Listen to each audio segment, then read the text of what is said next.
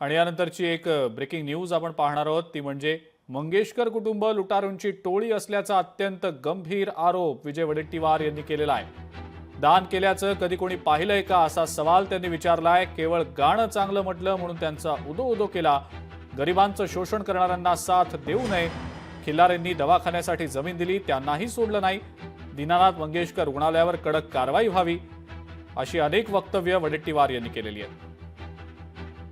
तर कसलं ते मंगेशकर कुटुंब हे लुटारूंची टोळी आहे। ते कोणी कधी दान केल्याचं पाहिलंय त्या मंगेशकर फॅमिलीनी? केवळ गाणं चांगलं गायलं म्हणून सगळ्यांनी मिरवलं। लता दिदी, आशा दिदी, हे दिदी ते दिदी, अरे तेवढं जर समर्पण असतं जर लोकांसाठी आणि देशासाठी तर ते सेवा केली असती। हे सगळं मॅनेजमेंट आणि हे त्याची स्टोरी मी वाचतोय रोज। ज्या माणसांनी खिलारे पाटलांनी जमीन दिली त्यांना सोडलं नाही या नालायकांनी। हे कसले माणुसकी आहे यांच्यात?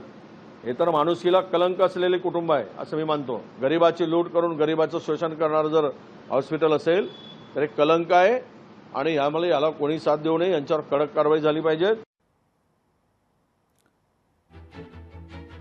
दरम्यान याविषयी माजी केंद्रीय मंत्री कपिल पाटील यांच्याशी आमचे प्रतिनिधी चेतन ननावरे यांनी संवाद साधला। आपण पाहूया।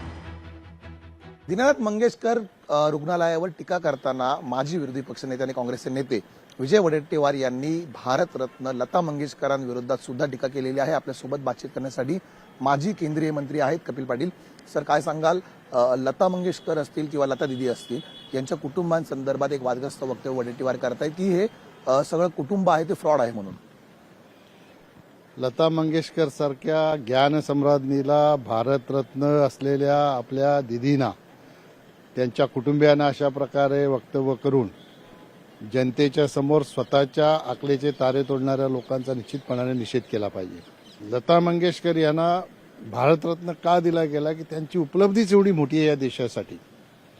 तर त्या उपलब्धीच्यामुळे दिला आणि त्यांचं जेव्हा देहावसन झालं तेव्हा स्वतः देशाचे प्रधानमंत्री या ठिकाणी आले। एवढा सन्मान मृत्यूनंतरही त्यांचा होता। आणि दवाखान्यामध्ये काय झालं याच्याशी मंगेशकर कुटुंबियांचा संबंध जोडणं हे कितपत उचित आहे हे मला माहीत नाही। टेक्निकली बाबी मी तिथल्या तपासलेल्या नाहीत। तिथले असलेले डॉक्टर हे काय ह्यांच्या सांगण्यावरून असे वागत होते किंवा काय अशा प्रकारचा त्यांचा समज झालाय की काय हे कळायला मार्ग नाही। परंतु हे अशा प्रकारे बोलणं हे अतिशय दुर्दैवी असं म्हटलं तर चुकीचं ठरणार नाही।